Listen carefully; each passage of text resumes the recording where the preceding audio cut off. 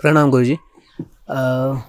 मेरा एक प्रश्न था, जैसे आपने बोला खाना खा रहे तो भी ऑब्जर्व करो, चल रहे तो भी ऑब्जर्व करो, देख रहे तो भी ऑब्जर्व करो, उसका तालमेल अभी तक नहीं समझ में आया।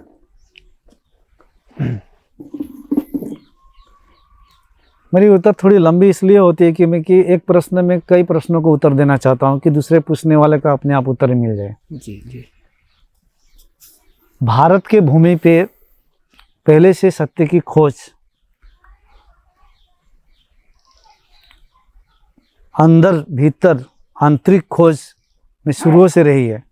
इस तरह से दर्शन बने, सद दर्शन, क्या दर्शन, बहुत सारे बातें चले गए। तो इसमें एक मार्ग नहीं, सत्य तक पहुंचने के अनेक मार्ग हैं। उसमें कहीं आपको ये भी मिल जाएगा, तुम्हें कहीं कुछ जाने की जरूरत नहीं है, तुम बस अपने गुरु के चरण में रहो, गुरु की भक्ति करो, गुरु जो कह रहा है सुनो, तुम बस गुरु, और कुछ भी जरूरत नहीं है तुम्हें मिल गया ना, काफ़ी है। तो इससे क्या होगा, गुरु के साथ योग हो रहा है ना निरंतर घर बैठे।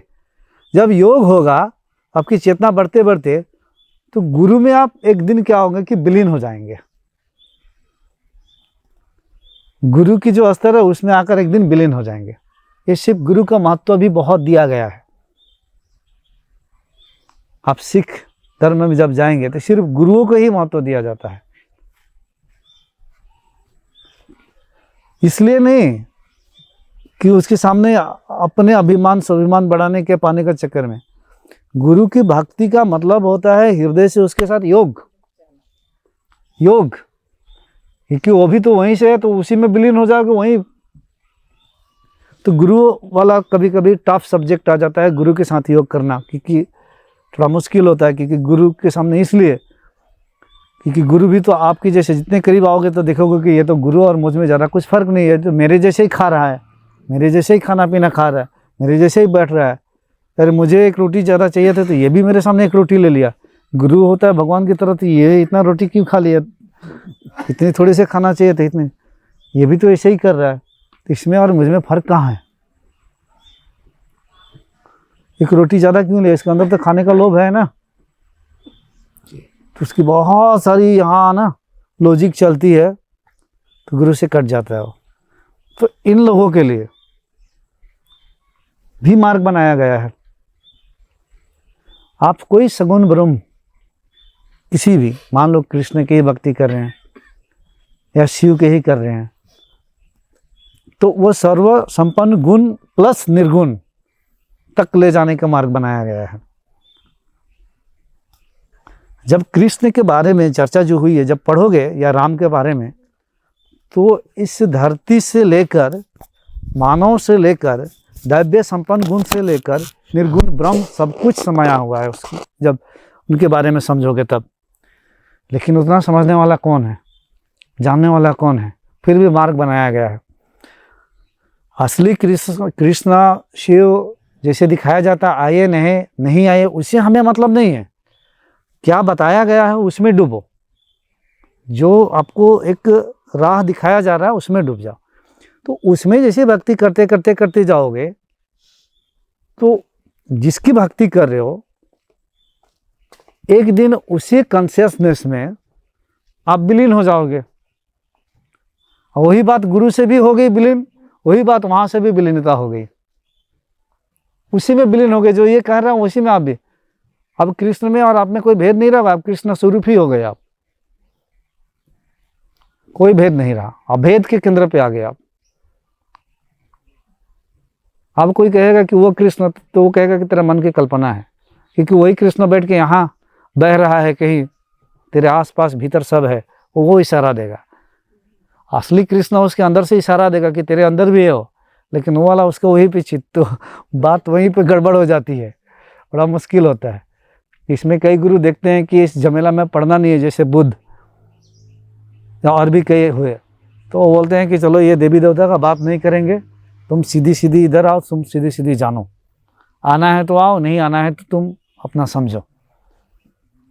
सीधे निर्गुण ब्रह्म देवी देवता को हटा देते हैं। उसी तरह से अब कोई शिव की उपासना करते करते, शिव चैंटिंग करते करते करते असली जो शिव है, जो निर्गुण सहित सगुण, उसमें विलीन हो जाता है, उसमें विलीन हो गया वो।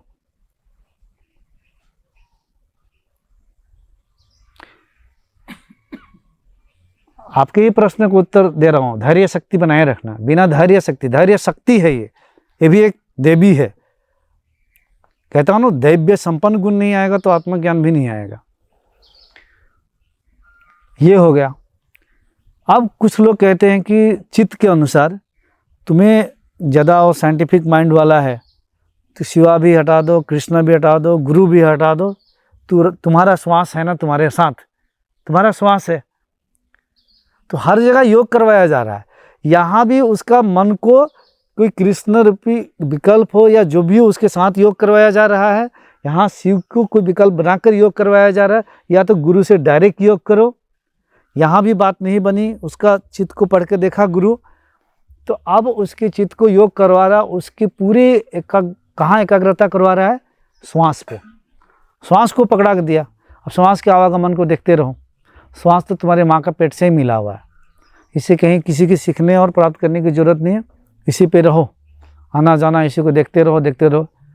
एक दिन जो देख रहा है, जो ध्यान और श्वास, इन दोनों के परे चले जाओगे, इन दोनों के परे चले जाओगे, तुम्हारी शिवा अनंत शून्यता में चले जाओगे। तो किसी ने श्वास को पकड़ा दिया, फिर इसी तरह से किसी ने योगा का माध्यम से, अष्टांग योगा, बुद्ध ने फिर अष्टांग उनकी अपनी योग। तो समय समय पे साधकों के चित्त के अनुसार कहीं से किसी भी प्रकार से मार्ग निकाला जा सकता है। तो उस मार्ग में मूल बात यह है कि हर जगह आपको किसी का सहारा लेना पड़ता है। या तो श्वास का सहारा लो, या तो कृष्ण की भक्ति के सहारा लो, शिव की भक्ति के सहारा लो, या तो गुरु का सहारा लो, या तो कोई शास्त्र का सहारा लो। किसी के वो योग करते करते करते सीढ़ी के साथ, जैसे सीढ़ी चलते चलते चलते ऊपर गए, तो एक दिन वो आता है समय कि अब वहाँ से आसमान है सिर्फ, अब वो सब छूट जाते हैं, अब आसमान एक है। तब गुरु जो बोलता है तो साफ साफ प्रश्न और उसमें गायब हो जाता है। तो इसी में से ध्यान से समझना, जितने कहा ना ऐसे और भी है, इसी में से एक ये है, क्या? खाना खा रहे हो, ऑब्जर्व करो, बात कर रहे हो, ऑब्जर्व करो, शरीर चल रहा है, ऑब्जर्व करो। तो यहाँ भी हमने मन को क्या किया? इस एक्टिविटी के साथ योग करवा दिया। दृष्टा भाव में रहो, क्या? मन के साक्षी।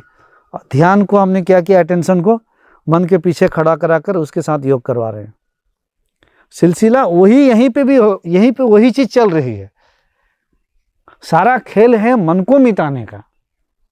ये सारी आध्यात्मिक प्रक्रिया बनाई गई है अंत में मन को विलीन कर देने के लिए, मन को नाश करने के लिए। या तो आप दृष्टा भाव में रख के ऑब्जर्व करो तो काम वही चल रही है, या तो इसको इस पे कोई भक्ति करो जिसकी जैसी चित्त की शुद्धि है। और आप 3-4 को एक साथ लेके चल रहे हो, जैसे ऑब्जर्व भी कर रहे हैं, श्वास पर भी ध्यान कर रहे हैं, योगा भी कर रहे हैं, भक्ति भी आ गई, भजन का भी सहारा ले लिए, तो ठीक है, चलते रहें। मूल चीज़ को समझ जाना है। अब मूल बात थोड़ा कड़वी होती है, लाख समझाने के बाद भी शास्त्रों में सुन लेते हो तो ठीक लगता है। प्रत्यक्ष गुरु कहता है कि नहीं ये ऐसा ही है, तो थोड़ा सा घबराहट भी अंदर होती है। जैसे आपको कल मना किया था कि पूजा, आप किसको पूजा करने जा रहे हो, फिर भी आप चले गए, पूरे टीका को लगा कर फिर आ गए, तो बोल रहे हैं मेरा दर्द हो रहा। हमने मना किया था, मत जाओ, दर्द खत्म होने लग जाएगा। तो फिर आप बोल रहे नहीं, अंदर में डर आ गया। सामने बैठ के कोई गुरु कह रहा है मत जाओ, तभी भी अभी भी वो वहीं पे। अब सोचो, आप भक्ति में कितनी बड़ी कमी आ गई ना, आई कि नहीं? पास में बैठते हुए आप बहुत दूर बैठे हो, बहुत दूर। ये इनर जर्नी शरीर पास में बैठने से नहीं होता है।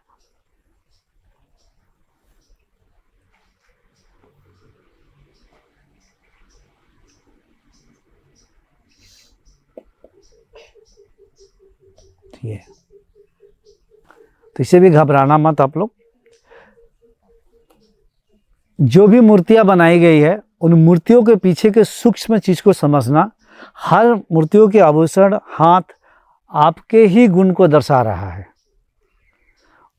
आपके मन को वहाँ पे टिकाएंगे तो आपके अंदर ही वो दिव्य गुण आएंगे। वो गुण ही वो है, वो तो जस्ट प्रेजेंटेशन है।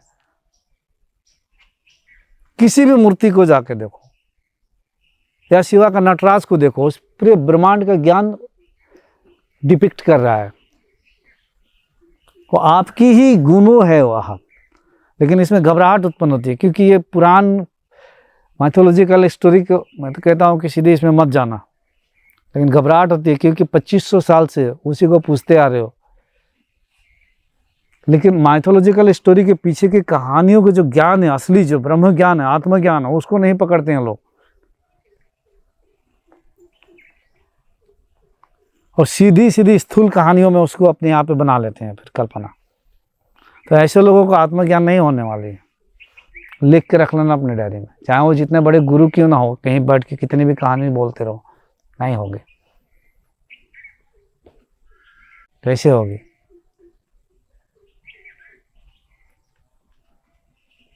इन कहानियों के पीछे तो ज्ञान को पकड़ना है, ज्ञान को। जैसे ये शरीर दिख रहा है तो शरीर के पीछे की स्पिरिट को देखना है। अब सारे देवी देवता जो सूक्ष्म सूक्ष्म अभी यही इसी वक्त तो विद्यमान है आपके अंदर बाहर, यहाँ से वही तो सब काम कर रहे हैं। ये वही तो कर रहे हैं, वही तो सेवा में लगे हैं। लेकिन वो दिखेंगे नहीं, दिखनेंगे तो गड़बड़ है। जैसे धैर्य शक्ति, तो कहाँ से आ गई शक्ति? वो शक्ति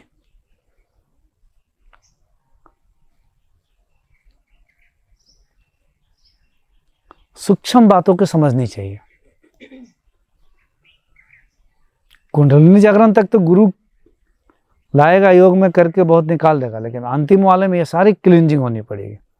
अब इसे घबराहट होगी तो फिर भाग जाओ, दोबारा मत आना। फिर अभी एक चक्कर पूरा मार लो, सब कर लो, 20 साल बाद में अगर तो फिर आ जाना। मैं कह रहा हूं डर किसको हो रहा है उसी को पकड़ना है।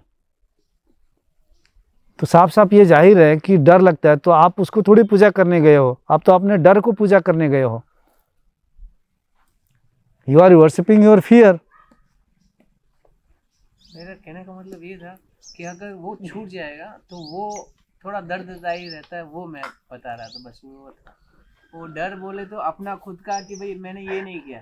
अभी जैसे हम अब किसी गुरु को देखते या किसी भी प्रतिमा को देखते तो हम नमन करते या जो भी अपने मन में पूर्ति आपके चरण में ऐसा है, तो वो वाला हिस्सा नहीं हुआ तो वो थोड़ा सा दुखदायी होता है। वो मेरा था। तो दुखदायी होता है, इतना ही दुख लगता है। कौन सा मंदिर है वहाँ पे? कौन सा? ये सुमतीनाथ का। तो यहाँ पे तो बहुत पूजा पाठ होता है, मूर्ति पूजा होता है। लास्ट में उस मूर्तियों को लेकर नदी में फेंक देते हैं, फिर पेड़ के नीचे रख देते हैं, सड़ने लगते हैं, गलने लगते हैं, तब दुख नहीं लगता है।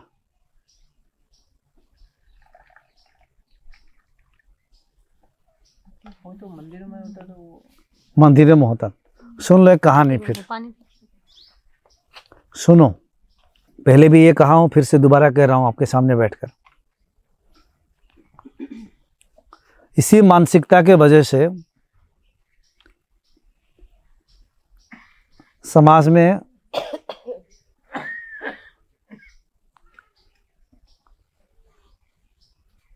सुव्यवस्थित शक्तियां नहीं जागृत होती है।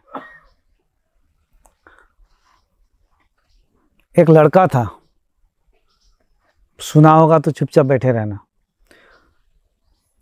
एक बार मंदिर के पास से गुजर रहा था सिगरेट पीते हुए। तो मंदिर में कोई मंत्र जाप चल रहा था, कीर्तन हो रहा था। हिंदू परिवार से था, तो देखा कि कुछ चल रहा है तो मुझे भी मंदिर में जाना चाहिए। लेकिन उसके अंदर ये संस्कार था कि मंदिरों में जाके दारू सिगरेट नहीं पीना है, क्योंकि सिगरेट नहीं पीते हुए नहीं जाना है। तो सिगरेट को निकाला मुंह से, ज़मीन पे डाला और ऐसे मैशअप कर दिया। और पास में ट्यूबवेल था, ट्यूबवेल से पानी लेकर स्नान भी कर लिया, मतलब पानी छिड़क लिया, मतलब कुछ शुद्धिकरण भी कर लिया हो। उसके बाद मंदिर में गया, 15-20 मिनट, आधा घंटा बैठा, जो चल रहा है नाम जप उसमें डूबा रहा, प्रार्थना किया, अच्छा लगा उसको। हम मंदिरों में जाते हैं क्यों? अच्छा लगता है इसीलिए। अच्छा नहीं लगेगा तो जाएंगे भी क्यों? तुरंत नाता ही तोड़ लेंगे हम उस मंदिरों से भी। अच्छा नहीं लगेगा तो नहीं जाएंगे हम। अच्छा लगता है तभी तो जाते हैं। उसी तरह से उसको भी अच्छा लगा। बाहर आया, बाहर आने के बाद फिर आगे जाकर 10 कदम एक दुकान था, बिटिल नट शॉप, पान गुमटी, जहाँ पे पान, तामुल, सिगरेट, बीड़ी सब बिकती है। वहाँ जाकर फिर से एक सिगरेट निकाला, खरीदा, फिर से पिया और आगे चल पड़ा।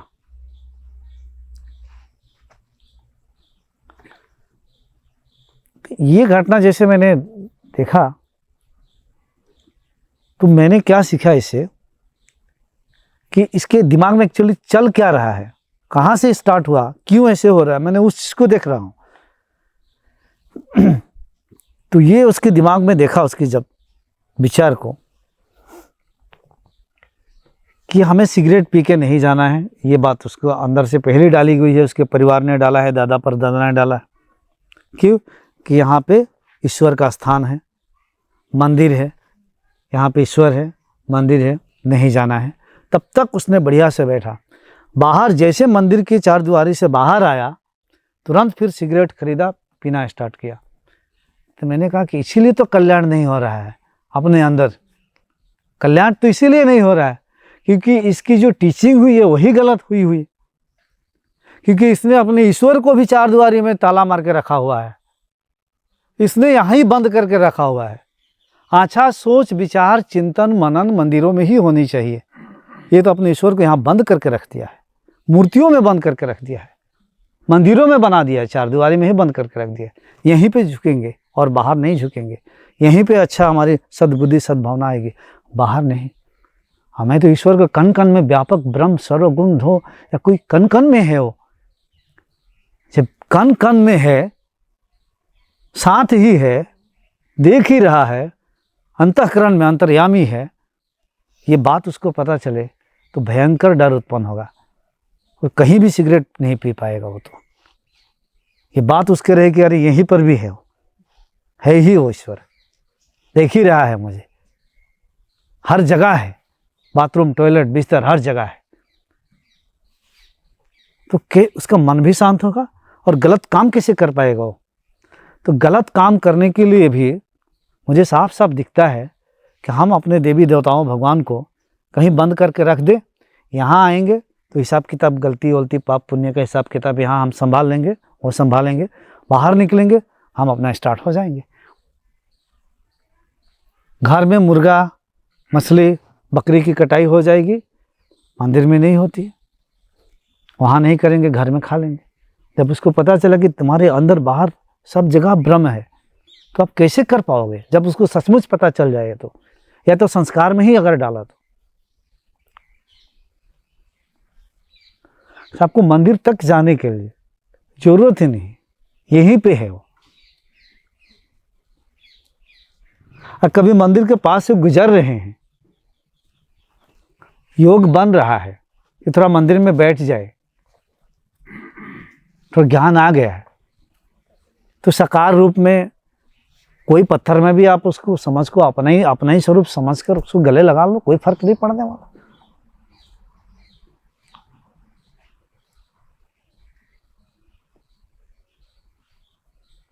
मंदिरों में सबका विचार पॉजिटिव होने लगता है। जब पूरे ब्रह्मांड और जगत को मंदिर समझ लेना हो, या अपने हृदय को मंदिर समझ ले, तो अन्य टाइम पॉजिटिव ही रहेगा वो।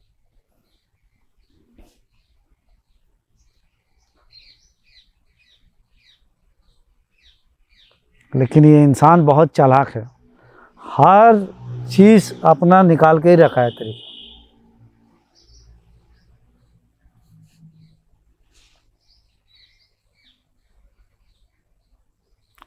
जब कदम कदम चलो तो ईश्वर का अनुभूति करते चलो अंदर। आपके लिए मंदिर कहाँ नहीं है, हर जगह। वह मंदिर है ही बाहर का कि अंदर के मंदिर में उतरने के सहायक बनने के लिए। अब जिंदगी के बाद उसी को पकड़ लोगे तो कैसे होगा, अंदर का मंदिर तो मिलेगा नहीं। अब मैं जो कह रहा हूँ इस पे तो बहुत ऊंच कोटि को ही समझ में आएगा, क्योंकि इसमें खतरा है ना। क्या खतरा है? ये तो गुरु जी ऐसे कह रहे कि कदम कदम पे पॉजिटिव रहना पड़ेगा, कदम कदम पे ईश्वर मेरे साथ ही है। नहीं नहीं, कभी साथ ना रहे, थोड़ा उटपटांग काम भी हम करें, हमेशा वही साथ रहेगा, देखते रहेगा तो उटपटांग काम कैसे होगी। उससे अच्छा उसको थोड़ा हम स्थापित कर दे उधर, तो इधर ही रहना, हम बाद में कभी उदास होऊंगा, उदास आएंगे तो हम आके मिल लेंगे, अभी तो इधर ही रह, बाहर में मेरे साथ मत रहना। वहीं आ जाएंगे, कोई बात नहीं, अभी बैठो। हम आ जाएंगे, आपको आने की भी जरूरत नहीं है। तभी वहीं आपका बैठो। इशारा समझिए, समझ गया ना? बैठ ठीक है।